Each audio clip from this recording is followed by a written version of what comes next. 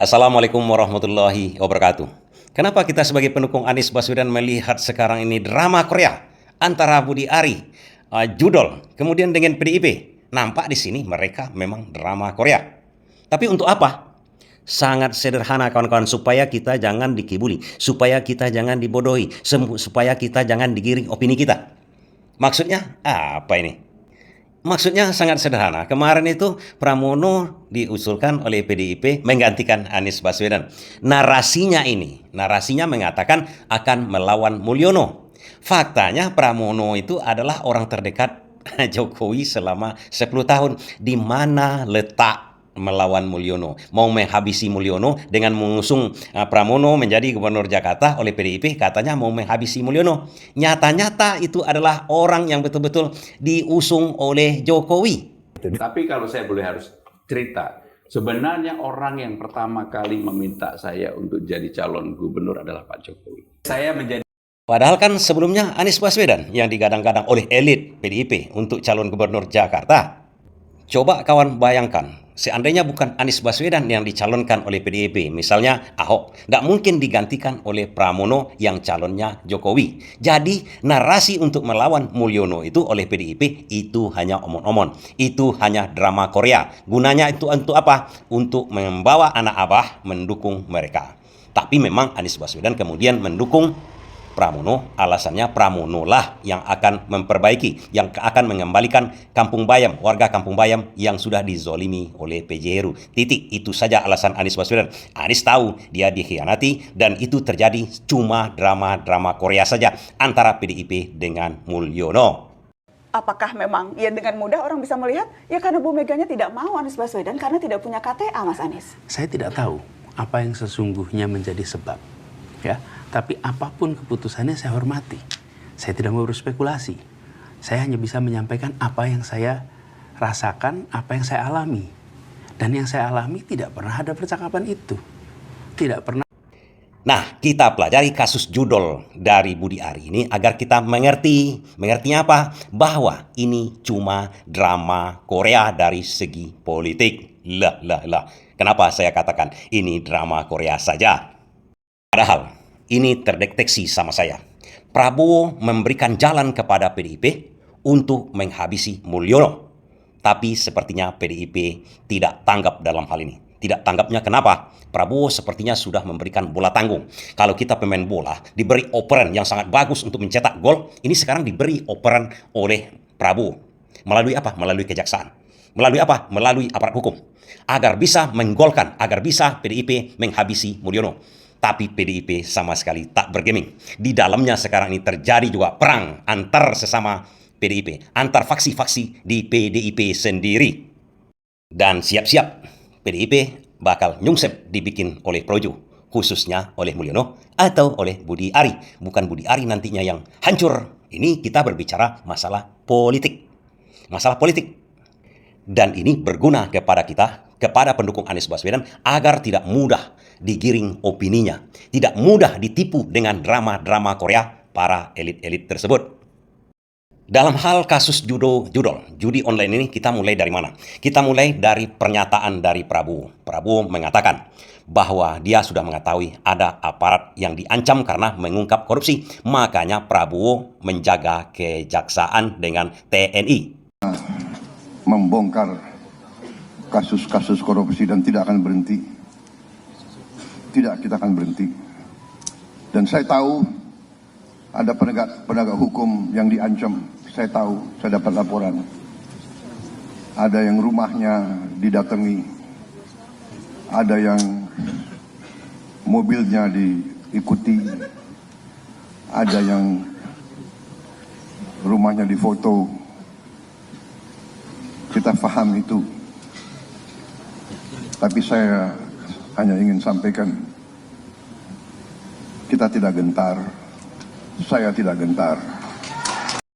Artinya di sini Prabowo sudah melihat di antara penegak-penegak hukum itu, kejaksaan, kepolisian, kemudian KPK, satu-satunya yang mau menjalankan kebijaksanaan dia untuk memberantas korupsi itu hanya kejaksaan yang tak berpihak sekarang kepada Mulyono. Sementara kepolisian dengan KPK tak bisa disembunyikan. Mereka memang masih membela kepentingan Mulyono.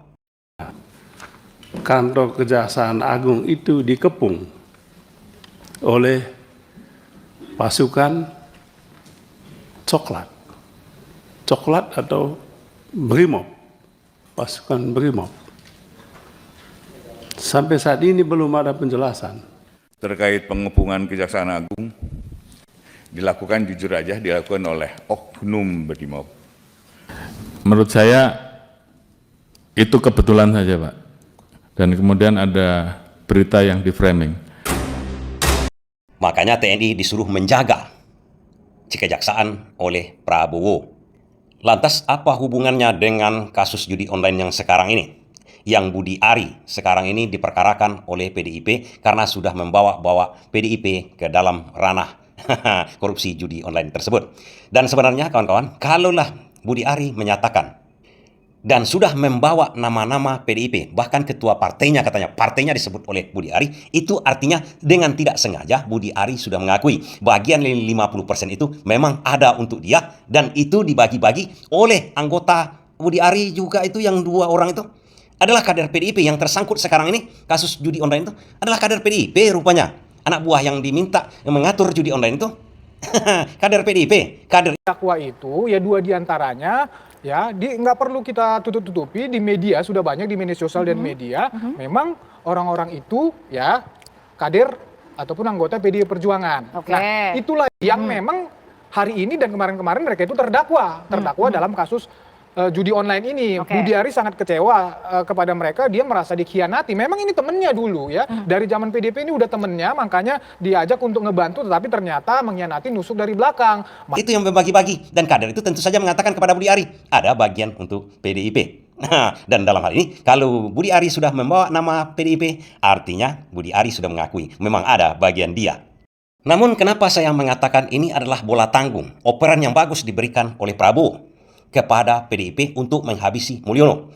Kita sebut di sini Budi Ari ini adalah Mulyono, ketua umum Projo. Coba bayangkan, ketuanya Projo, ketuanya Mulyono, barisan Mulyono tersebut diberikan peluang oleh Prabowo. Di mana letak diberikan peluangnya? Yang mengungkap kasus dari judi online itu kan sebenarnya kepolisian. Barang bukti yang berhasil disita polisi senilai 167 miliar. Dari total tersebut, diantaranya uang tunai dari berbagai macam mata uang senilai 76 miliar lebih. Selain uang tunai, polisi juga menyita 26 unit mobil mewah, 2 unit sepeda motor, 13... Kepolisian yang berpihak kepada Mulyono, di mana Budi Ari tidak disangkut-sangkutkan oleh kepolisian. Kemudian dari kepolisian, tentu saja kasus itu naik ke kejaksaan untuk dituntut di muka pengadilan. Di muka pengadilan. Kan Budi Ari tidak terseret. Sebelumnya memang ada pemanggilan kepada Budi Ari cerita, tapi tidak sampai dipanggil oleh Barreskrim. Tapi di persidangan, jaksa malahan membacakan dakwaannya. Jaksa membacakan dakwaannya.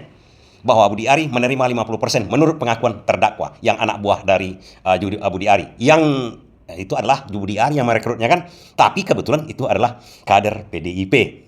Apa artinya di situ?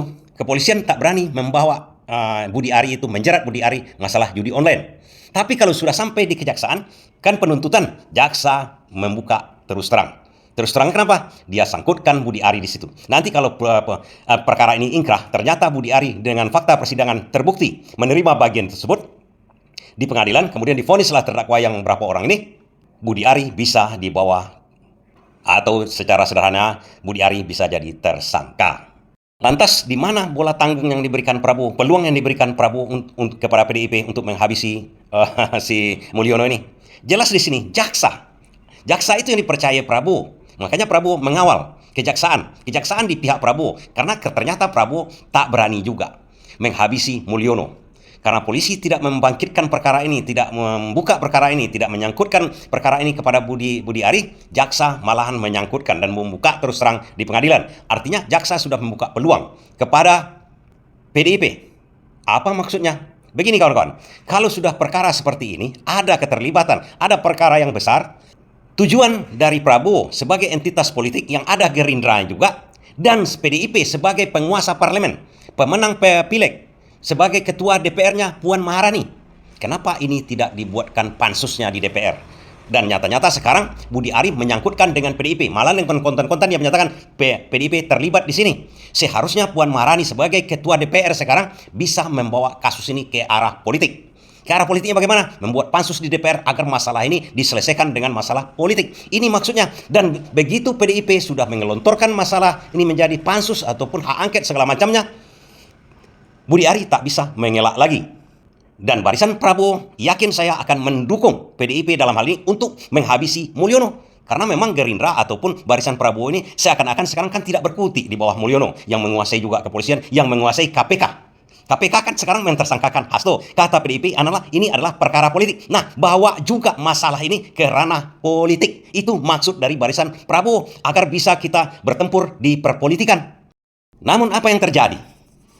PDIP sama sekali tak membawa ke ranah politik. Ada Puan di situ, ketua DPR, powernya full power di DPR. Kenapa dia tidak mau membawa urusan ini sampai ke DPR?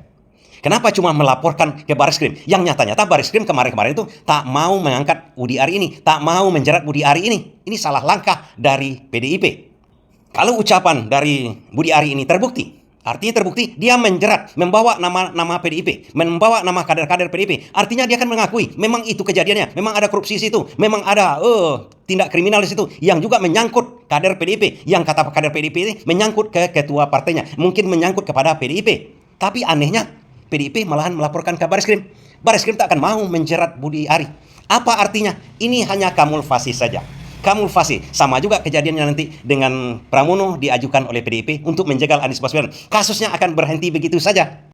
Juga dengan kasus Hasto. Kasus Hasto katanya masalah politik, mau bongkar segala macamnya, hanya narasi, hanya omon-omon saja. Kan bongkar katanya seluruhnya. Hasto mempunyai data yang sangat luar biasa dahsyat yang akan mengguncang Indonesia ini. Hanya drama, hanya narasi. Begitu juga sekarang. Seharusnya kalau sudah menyangkut kepada organisasi partai politik yang sedang juga di DPR itu, mereka yang paling banyak suaranya, mereka menjadi ketua DPR, mereka bisa bawa kasus itu semuanya ke ranah politik. Apa yang tak bisa dibawa ke ranah politik? Karena politik itu adalah panglima. Politiklah yang menentukan siapa yang duduk di DPR, siapa yang duduk menjadi menteri, siapa yang jadi presiden. Bukankah presiden itu diusulkan oleh partai politik? Bukankah pemilihan kepala kepolisian negara itu persetujuan dengan DPR yang diangkat oleh presiden? Bukankah persetujuan DPR juga untuk mengangkat panglima TNI, kejaksaan, ketua KPK? Semuanya ada di tangan mereka berdua. DPR dengan pemerintah. DPR ini siapa ketuanya? Puan Maharani.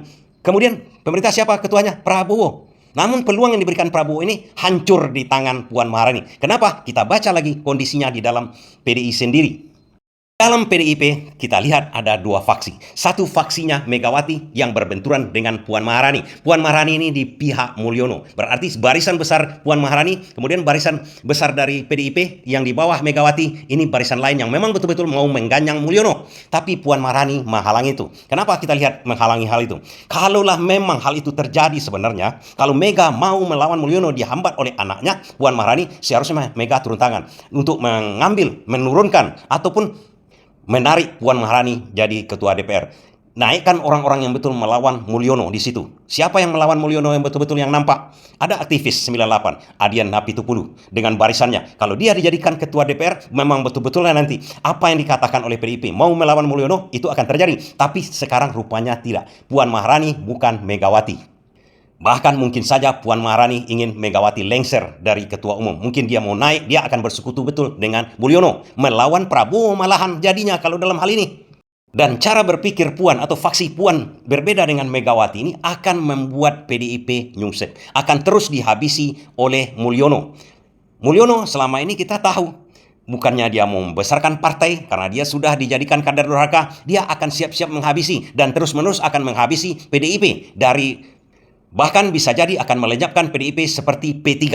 Tidak ada lagi tidak lolos parlemen threshold di DPR untuk pemilu yang akan datang. Karena itu sudah terbukti. Begitu mendukung dia, partai-partai yang mendukung dia itu nyungsep terus-menerus. Seperti Partai Amanat Nasional. Lama-lama nyungsep begitu kan. Ini tidak disadari oleh PDIP. Namun sayangnya kita sebagai pendukung Anies Baswedan sudah melihat, sudah membaca hal itu. Mereka hanya omon-omon berdua. Mirip dengan pemilihan Pramono oleh Mega untuk menjadi calon gubernur Jakarta. Mereka di belakang layar adalah bersekutu. Berdrama Korea. Akan sangat aneh kejadian-kejadian berikutnya. Dan akan terjadi juga seperti ijazah palsu. Banyak keanehan-keanehan tapi tetap asli. Begitulah perpolitikan kita.